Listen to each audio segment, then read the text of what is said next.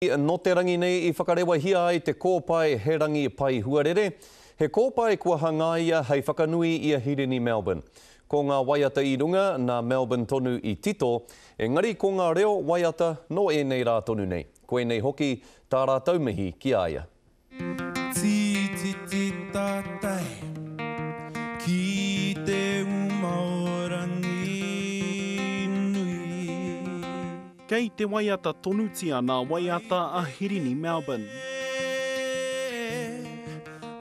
He kōpae puoro, he whakahiatoa no hoki nā waiata nāna anō I tito.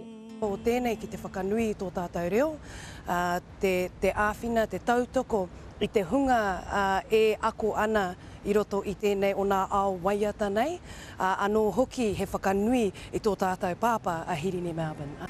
He te kaumā toru nā waiata I tī pakohia ki tēnei kōpae, he rereke katoa no hoki nā kai waiata. Ko Tama Waipara, Maisie Rika, Ria Hall, Te Awanui Rira noa etahi.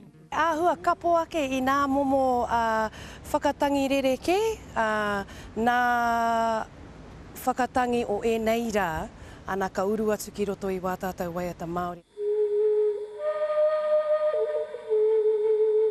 I tuātu I ana mahi tito waiata whakatangi puoro anō hoki, he kaha ia ki te aki te huna Māori e whai ana I nei momo mahi. Koine anō hoki te take I whakarewahia tēnei kōpae mōna. Aha kua kāre I konei, e ki te ana, kai konei tonu ia, kai te mahi tonu ia I wana mahi, koirera ki te whakaaraki I tēnei taonga ātāhua te reo, taonga puoro, mena kai waiata hoki.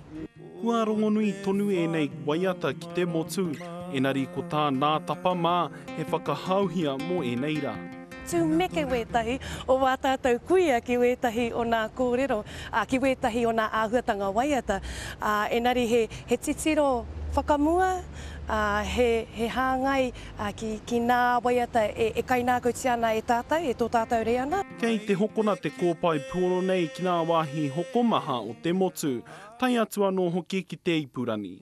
Rāpaera tāwhai te karere.